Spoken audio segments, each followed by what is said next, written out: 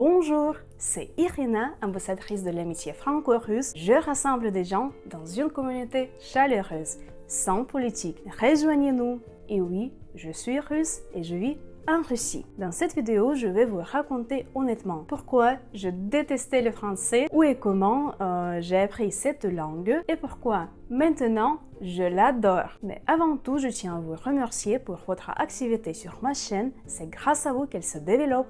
Merci infiniment. Et s'il vous plaît, continuez ainsi, c'est très important pour que YouTube reste favorable à ma chaîne. Alors, j'ai commencé à apprendre le français à l'âge de 7 ans. J'étais dans une école à programme approfondi de langue française. Je détestais le français, il y en avait beaucoup trop et nous avions bien plus de cours de langue que dans les écoles classiques. Nous devions dire bonjour madame, bonjour monsieur à tous les professeurs et même au directeur. En plus, nous avions des manuels compliqués et beaucoup de devoirs, surtout en traduction. Je détestais ça. Mais il faut noter que malgré cela, je m'intéressais à la France. J'adorais parler avec les Français qui venaient dans notre école. Et depuis mon enfance, je rêvais passionnément de voir Paris. J'étais vraiment épuisée par le français dans cette école, même si en général j'avais de très bons résultats, j'étais une excellente élève. En 5e et 6e classe, c'est l'équivalent de la 7e et de la 6e en France, mes notes en français ont commencé à baisser et je devenais un peu plus paresseuse, mais je restais globalement une bonne élève. Et puis, un grand changement est survenu dans ma vie. J'ai déménagé avec ma mère et mon beau-père de ma ville natale, Rязань, ça s'appelle Rязань en russe, à Moscou. Et j'ai pensé qu'à la nouvelle école, je n'aurais pas de cours de français, seulement d'anglais. Mais non, je me suis trompée. On m'a placée dans le groupe de français, même si l'école était ordinaire, sans enseignement approfondi des langues. Et au début, j'étais déçue. Mais ensuite, j'ai réalisé à quel point j'avais de la chance. Parce que le groupe de français dans lequel je me suis retrouvée était beaucoup plus faible que dans mon ancienne école. Et vous savez, ils étudiaient le manuel que j'avais déjà appris l'année précédente. Ainsi, par rapport à mes nouveaux camarades de classe, j'étais l'élève avec les connaissances les plus solides en français. Au fait, écrivez dans les commentaires quelle langue étrangère vous étudiez et ce qui vous a motivé. J'aimerais beaucoup lire vos réponses. À la fin de la vidéo, je vous raconterai quelle méthode s'est révélée être la plus efficace pour moi dans l'apprentissage du français. Et cette méthode vous aidera à apprendre rapidement n'importe quelle langue. Bah oui, dans ma nouvelle école et ensuite à l'université, je suis vraiment devenue plus confiante dans mon français. Mais la véritable raison pour laquelle j'ai cessé de détester cette langue, c'est mon premier amour. Voilà, j'avais 14 ans, ce garçon était mon camarade de classe, mais il avait déménagé vivre en France. J'étais profondément amoureuse et au point que mes pensées étaient non seulement tournées vers lui, mais aussi vers l'endroit où il se trouvait, à Bordeaux.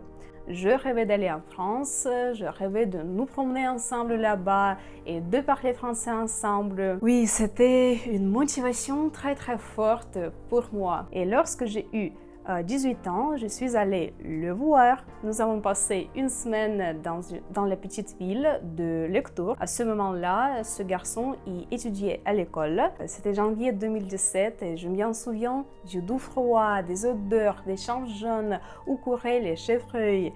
Je me souviens de chaque village. Je me souviens des croissants fraîchement cuits à la boulangerie près de chez nous. Je me souviens des appartements médiévaux que louait la gentille vieille dame française, elle s'appelle Anna Maria. Tout était si douillet, si authentique et j'adorais ça. Et maintenant que je vous raconte cela, des frissons me parcourent la peau. Et oui, lors de ma première visite en France, je regardais tout autour de moi avec des yeux amoureux et brillants. D'ailleurs, le français en France ne s'est pas avéré être que j'avais appris à l'école. J'avais beaucoup de mal à comprendre les habitants et encore plus à leur parler. malgré le fait qu'à ce moment-là, j'étudiais le français depuis environ 10 ans. Et je suis heureuse que ma visite en France ait été ainsi ma première visite. Et après ce premier voyage, j'ai commencé à rêver de déménager en France ou au moins d'y aller vivre pendant un an. Et j'ai continué à étudier le français avec encore plus d'enthousiasme. Ainsi, j'ai commencé à étudier le français à l'école.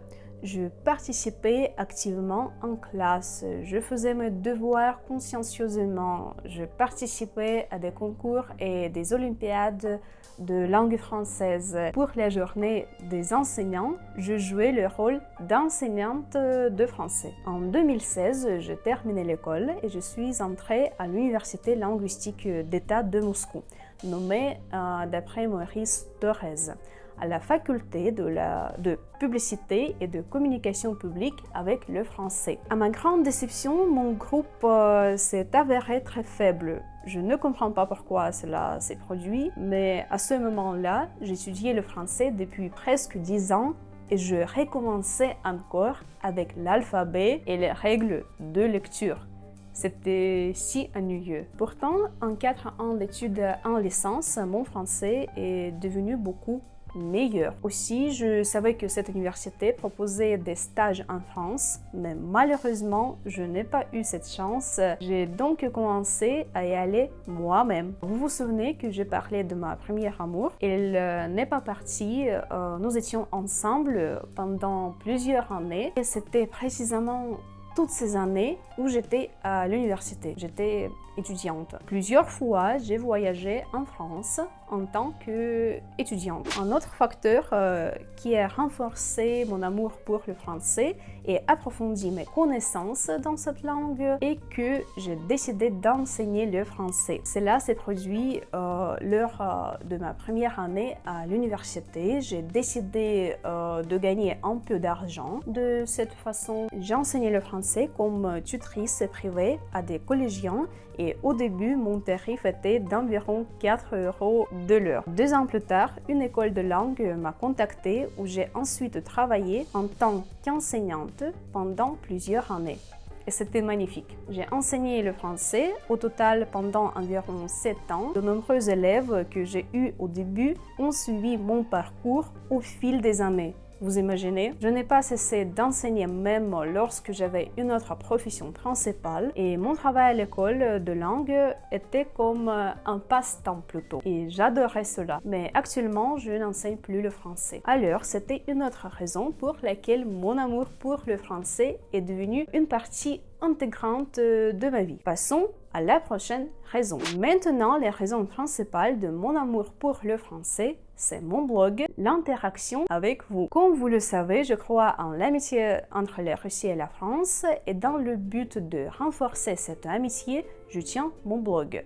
Je raconterai l'histoire de sa création dans une autre vidéo. Je tiens mon blog tous les jours. Chaque jour, j'écris des textes en français, je filme des vidéos pour ma chaîne YouTube en français aussi. Je réponds aux commentaires et messages de mes abonnés aussi en français. En un mot, cette belle langue est présente dans ma vie chaque jour et j'adore ça. Vous vous souvenez que j'ai mentionné il y a quelques minutes mon rêve de m'installer en France. Même après la fin de mon premier amour, le désir de m'installer en France ne m'a jamais quitté. Une excellente option était de partir y faire des études. J'ai examiné les universités françaises, rassemblé et traduit tous les documents nécessaires. Je voulais vraiment aller en France. Enfin, en 2022, j'ai été acceptée à l'université de Montpellier à la faculté de communication et médias. Mais malheureusement, pour des raisons personnelles et à cause de la situation mondiale complexe, y compris le taux de change défavorable du rouble face à l'euro et à la montée de la russophobie dans le monde, j'ai décidé de ne pas partir en France. Cependant, je n'ai pas perdu ma place d'étudiante. J'ai demandé à être transférée en formation en ligne. Ainsi, j'ai suivi 2 années de cours dans une université française à distance. Parallèlement, je continuais à animer mon blog et à enseigner le français. Même sans vivre en France, j'ai réussi à m'entourer de la langue française au quotidien. C'est magnifique. Et maintenant, comme promis, je vais vous révéler ce qui a vraiment amélioré mon français et ce qui a été le plus efficace dans mon apprentissage. Attention, la première méthode, c'est de lire des livres et des textes avec un crayon à la main. À un moment donné, je lisais énormément et je traduisais chaque mot que je ne connaissais pas. Je n'utilisais pas de traducteur en ligne, mais un dictionnaire papier.